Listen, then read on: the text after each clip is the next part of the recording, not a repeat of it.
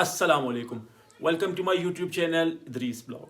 आज के ब्लॉग में हम बात करेंगे एक ऐसी यूरोपियन कंट्री के बारे में जो कि अच्छी वीज़ा रेशो फ़िलहाल तक जा रहा है, जिसका अच्छा रेशो, और पाकिस्तान में वो बहुत कम अप्लाई किया जा रहा है। इसी वजह से मैंने कहा इसके ऊपर एक वीडियो बनाई जाए ताकि लोग इस पे भी अप्लाई करें। तो अगर हम यूरोपियन स्टेट की बात करें तो सबसे पहले जितने भी लोग हैं स्पेशली पाकिस्तानी पासपोर्ट पे वो स्पेन का रुख करते हैं। स्पेन जो कि एक ऐसी कंट्री है जो कि अब तक का जिसका वीज़ा रेशो पाकिस्तानी आप समझ लें कि 95% जो वीज़ा अप्रूवल उनके होते हैं स्पेन कंट्री के होते हैं। इसके बाद नदरलैंड्स के होते हैं। ये दो ऐसी कंट्रीज़ हैं जिनके वीज़ाज अप्रूव ज़्यादा होते हैं। इसकी वजूहत ये है कि ये टूरिस्ट हब कंट्रीज़ हैं।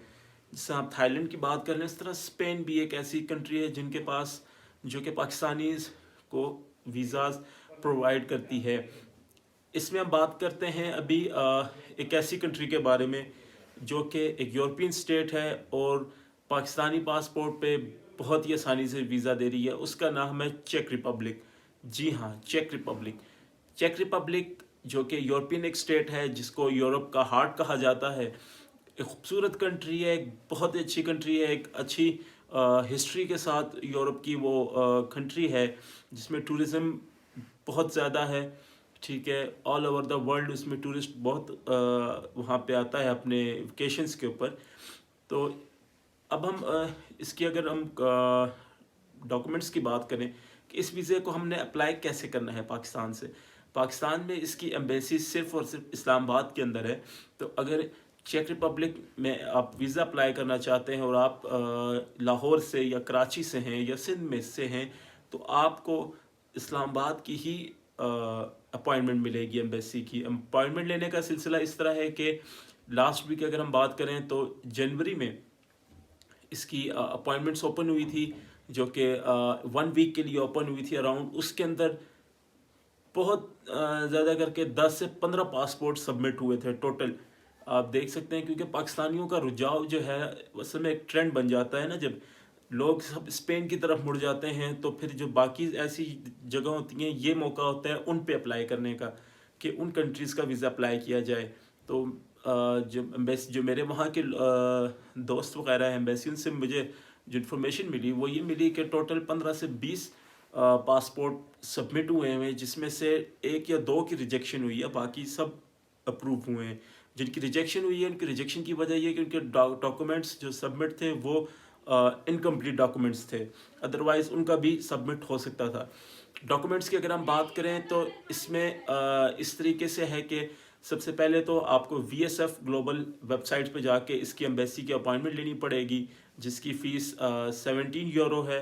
ठीक है, फ़ीस आपको पे करके इस्लामाबाद की ही इसमें 2 किस्म के अपॉइंटमेंट्स होती हैं। एक ऑनलाइन है, VSF ग्लोबल के थ्रू है, दूसरी एम्बेसी की है। तो मैं आपको रिकमेंड करूँगा कि आप डायरेक्ट एम्बेसी की अपॉइंटमेंट लें। अपॉइंटमेंट लेने के बाद आपको डॉक्यूमेंट्स आपको ऑनलाइन फॉर्म एक फ़िल करना पड़ेगा। ठीक है, जिसका आप VSF ग्लोबल से जब आपको अपॉइंटमेंट मिलेगी आपको फॉर्म मिलेगा, आपको वो फॉर्म फिल करना पड़ेगा। उस फॉर्म के अंदर डॉक्यूमेंट्स में आपको अपने पासपोर्ट चाहिए, आपको अपना वाइट बैकग्राउंड में फ़ोटो चाहिए, आपको अपना, अगर आप सिंगल हैं तो आपको FRC चाहिए, अगर आप मैरिड हैं तो आपको MRC चाहिए। जो सिंगल लोग हैं उनका FRC जो होता है उसमें उनकी पूरी फैमिली रूट्स जिसको कहा जाता है वो होता है, और जो MRC है उसमें जो मैरिज उसके बीवी बच्चे हैं उनके बारे में उसका सर्टिफिकेट होता है। ये आपको इजीली नादरा से, अगर आप पाकिस्तान से हैं तो आपको नादरा से मिलेगा। ठीक है, MRC अगर आप कश्मीर से हैं तो उसके लिए भी आपको ये नादरा से ही मिलेगा, जिसकी फ़ीस अराउंड 1000 रुपीज़ है। वो पे करके आप नादरा से ये ले सकते हैं। इसके बाद मैं बात करूँ तो आपको टिकट जो है वो डमी टिकट चाहिए होगी। ठीक है, जो आप किसी भी ट्रैवल एजेंसी से ले सकते हैं। इसके बाद आपको इंश्योरेंस, हेल्थ ट्रैवल इंश्योरेंस लाजमी चाहिए। ट्रैवल इंश्योरेंस ऐसी कंपनी की लें जिसकी वेरिफिकेशन हो सके। अक्सर लोग गलती ये करते हैं कि कम पैसों के लिए वो एक ऐसी ट्रैवल एजेंसीज की ऐसी इंश्योरेंस कंपनीज़ को हायर कर लेते हैं जिनकी कोई वेरिफिकेशन नहीं हो पाती और उनका वीज़ा रिजेक्ट हो जाता है। तो इसमें मैं आपको सजेस्ट करूँगा कि आप किसी अच्छे प्रॉपर एक कंसल्टेंट के पास जाएँ, उससे अपने डॉक्यूमेंट्स प्रिपरेशन करवाएं, वो आपके लिए ज़्यादा बेहतर होगा। तो आगे की बात हम करें, आगे आपको क्या डॉक्यूमेंट्स चाहिए। आगे आपको آپ کی ہوٹل بکنگ چاہیے ہوگی، ٹھیک ہے، جو کہ آپ ڈفرینٹ ویب سائٹ سے اس کو آپ کر سکتے ہیں. اگر آپ بات کریں booking.com ہے، agoda.com ہے، expedia.com ہے، اس طرح کی کئی ایسی ویب سائٹس ہیں جو کہ آپ کو جب آپ جہاں سے آپ بکنگ کریں گے تو آپ کو وہ بکنگ لیٹر مل جائے گا آپ کی بکنگ کے اوپر. تو وہاں پہ جا کے آپ پراپرٹی پہ پے کر سکتے ہیں. آپ کی مرضی، آپ یہاں سے پے کرنا چاہیں، وہاں پہ پے کرنا چاہیں، یہ آپ تک ہوگا. اس کے بعد آپ کو چاہیے ہوگا کور لیٹر. کور لیٹر ایک ایسی چیز ہے جس میں آپ کی پوری انفارمیشن ہوگی. کور لیٹر کو اتنا ایزی نہ لیں. کور لیٹر آپ کسی اچھے پروفیشنل بندے سے ہی بنوائیں.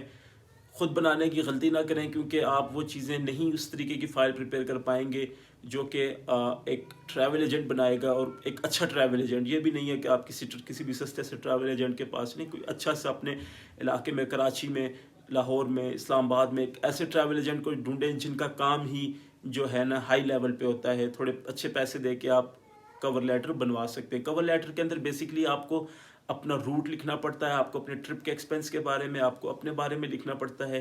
یہ چیزیں ہوتی ہیں. اور بات کرتے ہیں مین چیز جس کا کوشچن جو بہت اہم چیز ہوتی ہے، جو لوگوں کے ذہن میں جس کا سوال ہوتا ہے، بینک سٹیٹمنٹ. بینک سٹیٹمنٹ موجودہ پاکستانی کرنسی کے حوالے سے جو بات کی جائے تو منیمم بھی آپ کو 10 لاکھ روپیز آپ کے اکاؤنٹ میں کلوزنگ بیلنس ہونا چاہیے.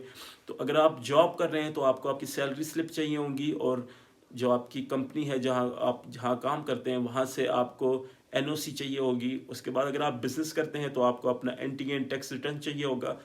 اور اس میں ایک چیز اور ایک ہے جو چیمبر کا سرٹیفکیٹ ہے. اکثر لوگ کنفیوز ہو جاتے ہیں، کچھ ایجنٹس بھی مس گائڈ کر دیتے ہیں کہ نہیں جی یہ لازمی ہے، یہ لازمی نہیں ہے. آپ کا ٹیکس، آپ کا NTN ہی سب کچھ بتا دیتا ہے. اگر آپ اتنے ہائی لیول پہ کہ آپ کے پاس چیمبرز کا ہے تو آپ اس کو ایکسٹرا ڈاکومنٹس کی طرف سے بھی لگا سکتے ہیں، جس سے آپ کی فائل اور مضبوط ہو جائے گی. کور لیٹر میں آپ نے اپنی ساری انفارمیشن لکھنی پڑے گی. آپ نے کہاں رکنا ہے، کیا کیا کرنا ہے وہاں پہ، آپ یہاں پہ کیا کرتے ہیں، آپ کس پرپس کے لیے جا رہے ہیں. اس طرح کی آپ نے اپنی اس فائل کو پریپیئر کرنا ہے کہ آپ کی فائل جب ویزا آفیسر کے پاس جائے تو اس کے پاس کوئی آپشن ہی نہ بچے کہ وہ آپ کا ویزا ریجیکٹ کر سکے. آپ کی فائل 100% اپروو ہو جائے گی. تو بہت ہی اچھا موقع ہے آپ لوگوں کے لیے جو یورپین اسٹیٹ میں جانا چاہتے ہیں، وہ چیک ریپبلک کا ویزا اپلائی کریں اور انشاءاللہ ان کا ویزا بھی لگے گا. اور جو ہمارے اکثر لوگوں کا ہوتا ہے نا، ان کے ذہن میں پاکستانی، انڈین، جتنے بھی ہمارے ایشین کنٹریز ہیں، وہ ایک بڑی کنٹریز کی طرف بھاگ جاتے ہیں. وہ بھاگ جاتے ہیں اٹلی کی طرف، جرمنی کی طرف. آپ ڈائریکٹ ان کنٹریز کا ٹورسٹ ویزا لینے سے اچھا ہے آپ سب سے پہلے یا تو اسپین کا لے لیں، چیک ریپبلک کا لے لیں، نیدرلینڈس کا لے لیں. یعنی ان کنٹریز کا آپ ویزا لیں، ٹھیک ہے. یہ فرینڈلی ٹورسٹ کنٹری ہیں. اٹلی جس کی اگر آپ پاکستان میں بات کریں تو بہت کم ریشو ہے ٹورسٹ ویزا دینے کی، کیونکہ جو یہاں کی ایمبیسی ہے اس کے اوپر بہت لوڈ ہوتا ہے ان چیزوں کا، اور وہ پھر جو ہے اکثریت سے ریجیکشن کے چانسز بہت ہوتے ہیں. تو اس میں آپ کو سجیسٹ کروں گا یا تو اسپین کی طرف جائیں یا تو چیک ریپبلک کی طرف جائیں. چیک ریپبلک کا یہ ہے کہ اس کی نئی سروسز ہیں ساری. تو اس میں یہ ہے کہ آپ کو ایک اچھا جو ہے آپ اپنی فائل پریپیئر کریں اور انشاءاللہ آپ کا ویزا بھی اپروو ہوگا، اور ایک اچھی کنٹری میں آپ ایز اے ٹورسٹ جائیں گے اور اپنا بہت انجوائے کریں گے اس کو. تو امید کرتا ہوں آپ کو ویڈیو پسند آئی ہوگی. اس کے ساتھ